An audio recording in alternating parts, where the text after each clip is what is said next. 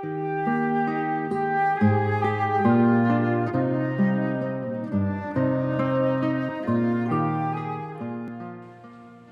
bertemu kembali dengan saya, Pendeta Daud Solihin. Dan tema dari renungan harian saat ini adalah Heroic Leadership, apakah sama dengan Compassion? Pembacaan kita terambil dari Matius pasal 20 ayat 29 sampai ayat yang ke-34. Bapak Ibu Saudara sekalian, salah satu contoh dari semangat kepahlawanan adalah seorang guru yang memberikan ilmu kepada para anak didiknya. Itulah sebabnya mereka disebut juga sebagai sosok pahlawan tanpa tanda jasa. Ini karena mereka mendidik orang yang tadinya bukan apa-apa, bukan siapa-siapa, menjadi seseorang yang berharga.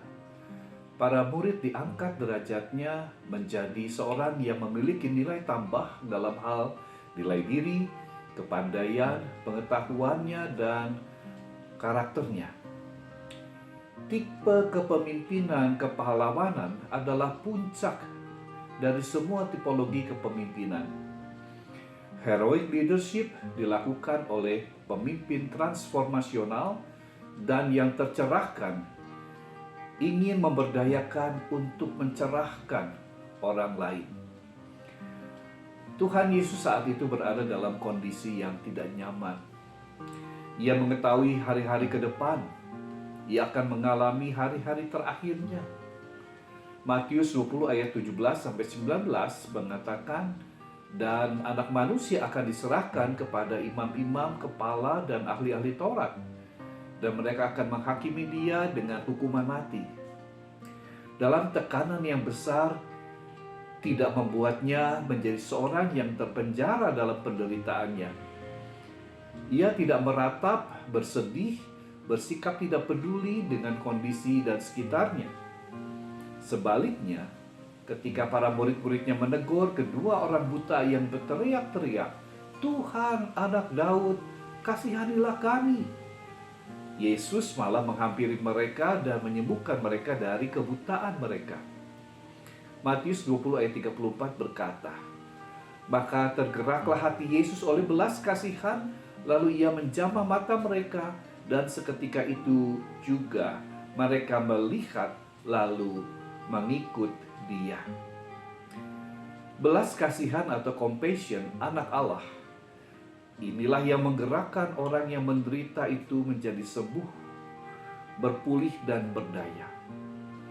Mereka yang mengalami kehilangan dan putusnya relasi antar sesama karena stigma bahwa orang yang sakit adalah dia yang kena hukuman dosa dari Allah, menjadi orang-orang yang kembali merajut kehidupan sosial dengan sesama. Mereka bisa kembali bekerja, mencari nafkah, dan ada yang kembali kepada keluarganya dengan sukacita. Apakah Yesus memiliki heroic leadership? Ya. Yesus memiliki kepemimpinan kepahlawanan karena ia memiliki belas kasihannya yang mengubah, mengangkat dan melepaskan sesama dari belenggu ketidakberdayaan karena penderitaan dan karena dosa, sampai menuju kota di mana ia akan dianiaya dan dibunuh. Ia tetap melakukan kasihnya. Belas kasihan kepada sesama memiliki dorongan yang besar untuk melakukan perubahan-perubahan dalam kehidupan saudara dan kita semua yang sedang mengalami kesulitan dalam hidup. Ketidakpedulian kepada sesama yang menderita bisa menjadi kebutaan rohani yang menghambat mereka membelokkan langkah ke arah yang lain, menghindari dari panggilan mengasihi diri sendiri dan mengasihi sesama sebagai equality atau kesederajatan dari bagian hukum kasih. Dengan mengasihi sesama, kita juga mengasihi diri kita sendiri.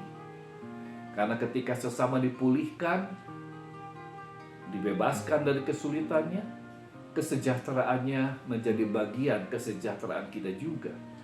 Kegembiraannya menjadi kegembiraan kita juga. Tuhan Yesus memberkati kita semua. Amin.